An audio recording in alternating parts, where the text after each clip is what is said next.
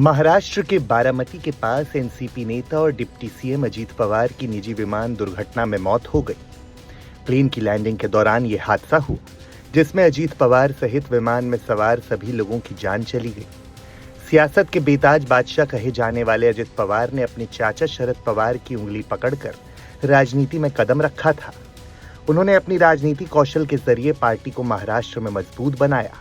Party के कार्यकर्ताओं के साथ मिलकर एनसीपी को एक बड़ा जनाधार तैयार करने में अहम रोल अदा किया।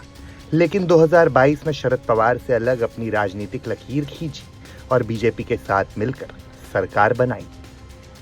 1982 में चाचा शरद पवार की उंगली पकड़कर राजनीति में आए। सहकारी चीनी कारखाने के बोर्ड के लिए लड़ा पहला चुनाव। पुणे सहकारी बैंक के अध्यक्ष पद पर 16 साल रहे। 1991 में बारामती से लोकसभा के लिए चुने गए। चाचा शरद पवार के लिए खाली कर दी सीट। शरद पवार केंद्र की राजनीति में सक्रिय हुए। महाराष्ट्र की कमान अजीत ने संभाली। अजीत पवार ने अपने 45 साल के सियासी सफर में एक बार सांसद और 7 बार विधायक रहे। उन्होंने खुद को महाराष्ट्र के राजनीति तक सीमित रखा। सरकार में रहते हुए उन्होंने कई महत्वपूर्ण मंत्री पद संभालने का तजुर्बा है। उन्होंने राज्य सरकार में कृषि, ऊर्जा और योजना राज्य मंत्री के रूप में काम किया। उन्होंने सुधाकर नाइक की सरकार में कृषि और बिजली राज्य मंत्री के रूप में काम किया। इसके बाद जब उनके चाचा शरद पवार 1992 और 93 में मुख्यमंत्री बने तो उन्हें मंत्री बनाया गया। 2019 में दो सीएम के अधीन ली डिप्टी सीएम पद की शपथ।